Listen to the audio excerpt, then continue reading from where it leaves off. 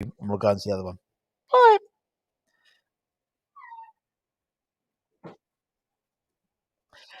Yes, everybody, Russ and the West Ham Network. We are live. We have just seen us defeated 2-0. Two late-ish goals against Leverkusen.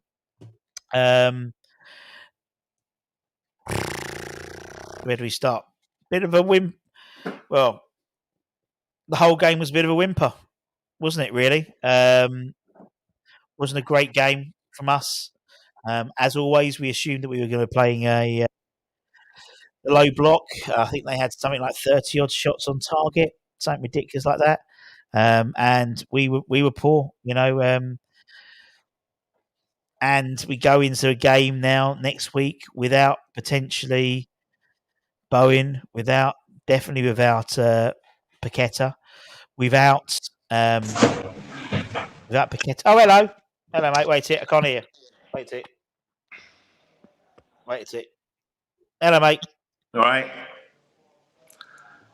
Can you hear me? Oh well, yeah, I can hear you, mate. What a load of crap. Oh man, do you know what? I'm devastated because we held our own for 80 minutes, and it was. Yeah, that's all we did. What I know, but I don't know what else. It's fine saying we're still. I mean, people are going to think I'm using this as an easy excuse.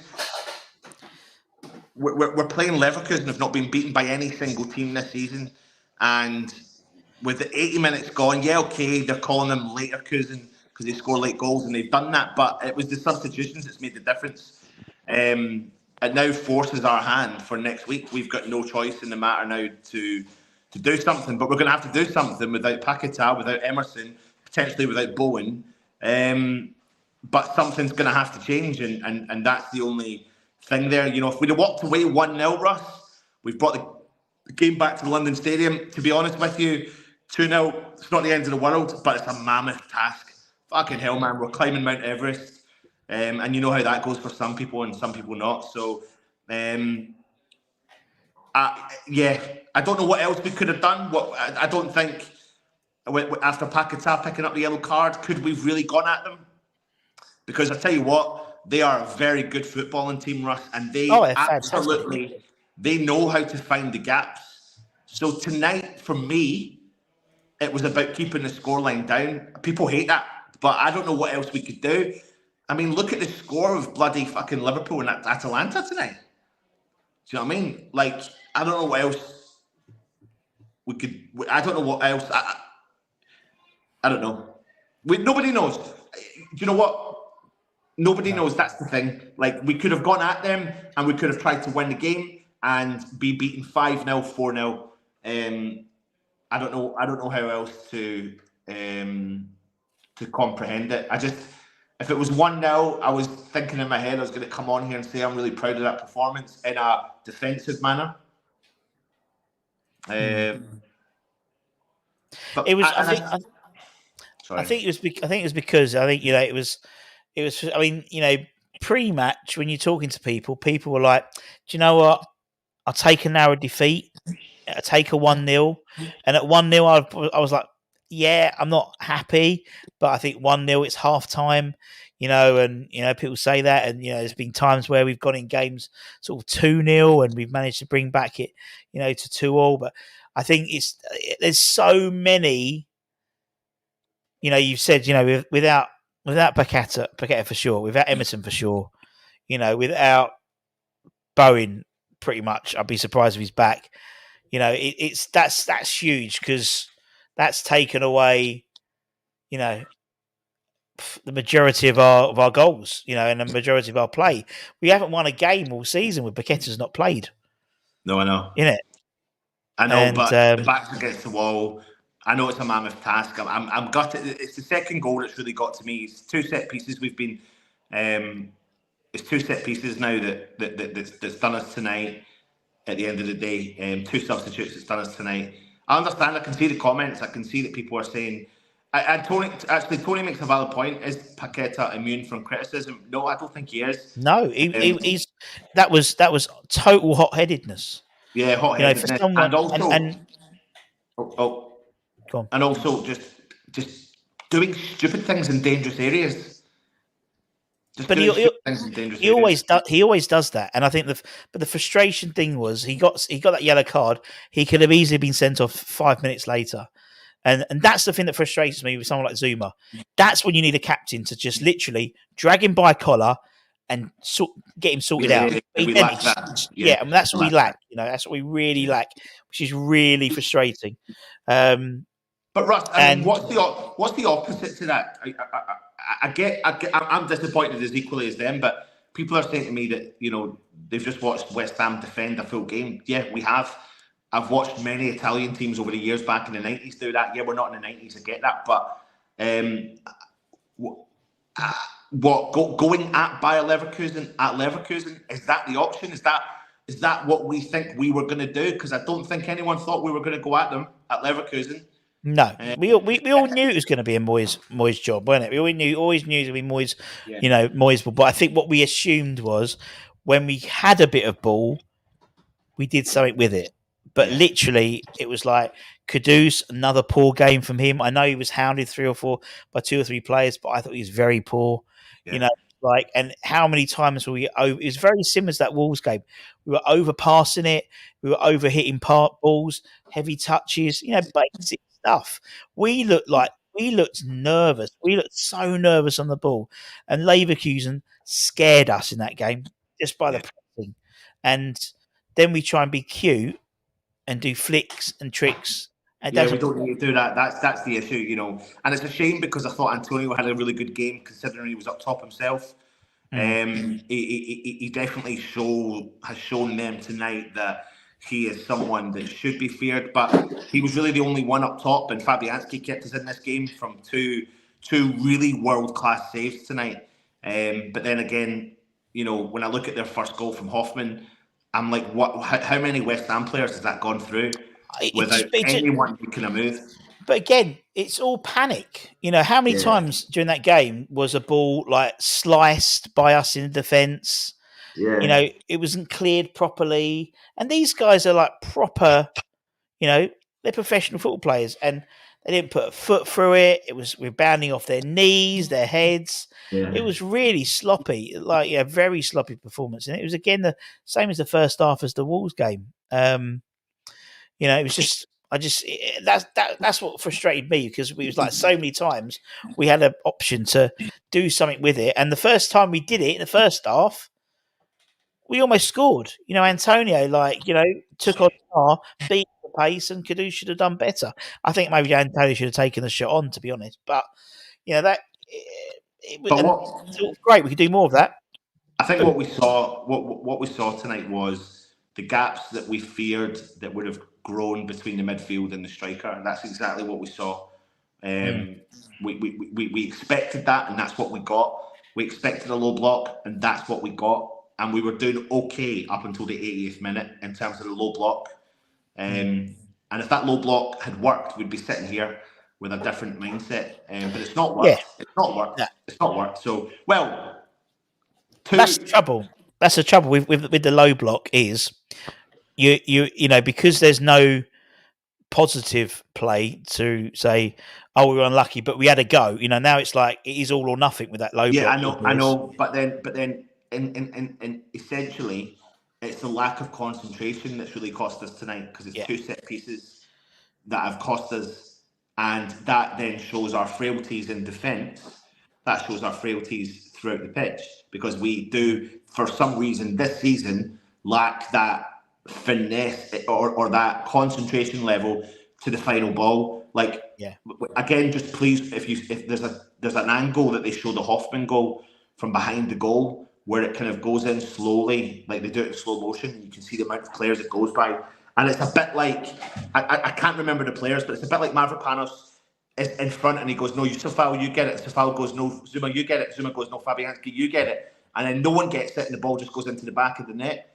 It's not an unbelievable goal. I mean, nobody can deny whatsoever Boniface's header is a world-class striker's header. It's a great, great goal. But again, a few minutes to go, your best striker, why is he getting out in that position when we've been defending the whole game.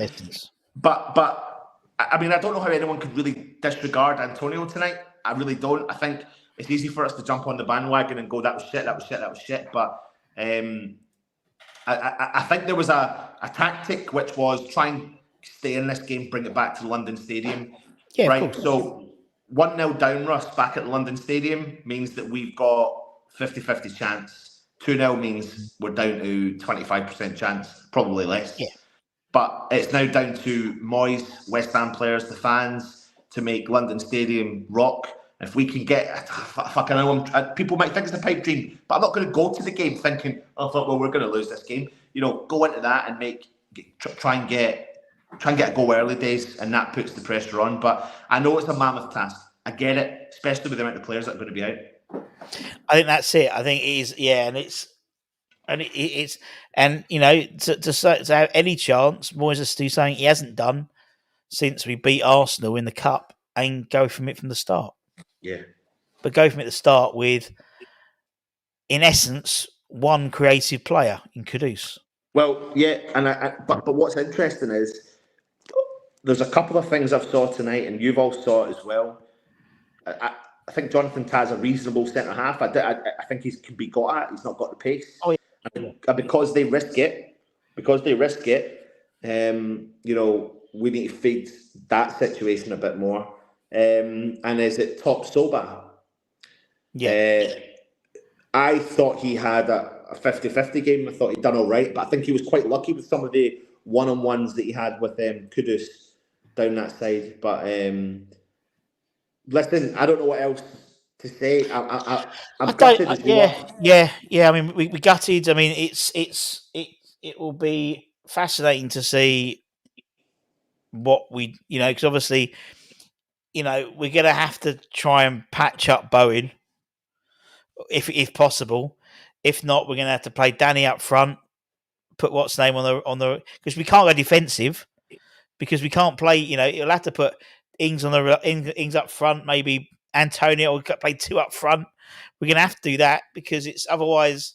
You've got it's literally a hit and hope on Thursday, but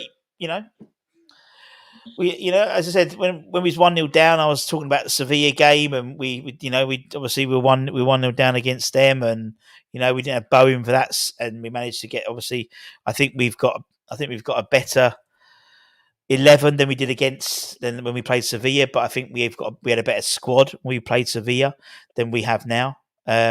We haven't got any game changers. Next Thursday will be a perfect game for Fornals to have played, for a Ben Rama to have played, but it's hindsight now. We're down to the bare bones, and you may even get your wish and see Cornet live, Anton.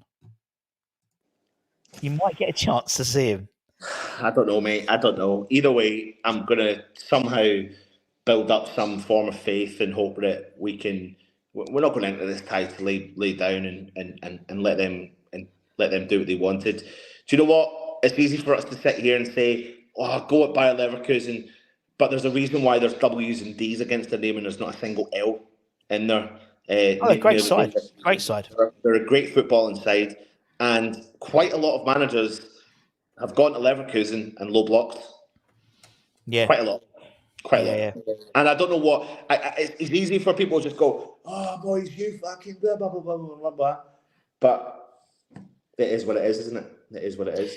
It is what it is, and we knew we were all under no apprehension. We weren't going to go and outplay Leverkusen at Leverkusen. We knew we were going to go for the low block, and we were 10 minutes from it all working. See, realistically, weren't we? Really. The interesting thing with this comment here, Garino, is against Leverkusen. There's no way I would want us to do that. I would want us to do that now in the second leg. That's what I want in the second leg. I accept that tonight, if ideally, 1-0, ideal. 2-0 makes it a mammoth task. But European nights at London Stadium, we know we can change the dynamics of how that game goes as long as Moyes makes the right decisions, and obviously can't go the low block. It doesn't make sense to go dramatically low block. It needs to be like that Arsenal game. It needs to be like that League Cup game against Arsenal where from the off West Ham high press. Because I do think there's an error in the Leverkusen, as much as they've not conceded a lot of goals. Well, I mean, as I said, the fact that Karabakh put 2 past them home and away, that's they I wouldn't say Karabakh are a particularly fantastic side, and they've managed to still get a couple past them. And as I said, they were minutes away from being, chucked out of being knocked out of the Europa League. If it wasn't for that late equaliser to take it to extra time, and then the late winner, so it didn't go to penalties, would have been totally different. Ian, what makes me think we'll play different at home is because we have to play different at home. Will there be an element of low block? Possibly, absolutely, within reason, but we'll counter differently. I don't know. It's just not going to be the same. It's not going to be the same tie. And the thing is, Russ, if we go at them and get beat 4-0, people will fucking complain. So of course they will, but but at the end of the day, you're now damned if you do, damned if you don't. Yeah, Moyes is damned if he does or don't. So if he goes out and plays cavalier football and we get turned over 3 or 4-0, people will say, "Oh, we should have not done that, not conceded." And so he's whatever happens. And unless we win 2-0 or 2-0 taken to penalties, or we win 3-0, we're not going to get through. So we've got to score 3 goals. I want people to understand, do I like this style of football? Absolutely not. Would I rather play the way that Bayer Leverkusen play? Absolutely. We don't have the squad for it. We do not have the squad for it. And now we're going to be missing key players. That is there as clear as mustard to be able to see now that we don't have the squad depth. Therefore, being able to do what Bayer Leverkusen do, we don't have. So there's no point in trying to think like that. But yeah, hey ho. I think I might go because the comments I might react. No, we're all West Ham fans. We're all disappointed. No one's happy of losing at all. So look, we'll reassess. We'll probably have a clear the air chat tomorrow lunchtime, so you can come on and have your say. But we've got Fulham. We've got Fulham on Sunday, and if anything, it's even more important now because the chances are, as you said, we've probably got about a 25% chance of getting through to the semi-final. So we need to fucking beat Fulham now, and we need to hope that none of our players get injured. But we know that Paqueta can play on Sunday because he ain't playing on Thursday. We know Emerson can play on Sunday because he ain't playing Thursday. So I mean, we might have Areola back in the side. I wouldn't even start Alvarez. I'll keep him in the cotton ball. But we might see a couple of U team players, maybe potentially. Yeah. Anyway. Thank you very much, everyone, for joining us. We'll be back. Go and take Freddie home. You take Freddie home. We'll be back. See you soon. See you soon, mate. And take care, everyone. Stay safe. Stay warm. Stay humble. Go and check. If you want to go and have a good old moan with Nick. I'm sure Nick's going to have a moan soon on Claret and Booze if he hasn't already. And until next time, we'll be back tomorrow. Oh, he's already go and have a moan over there now. And we'll see you guys later. Take care. Stay safe. Stay warm. Stay humble. Keep the faith, my friends. Nick said a shave. Anyway, see you later. Bye-bye.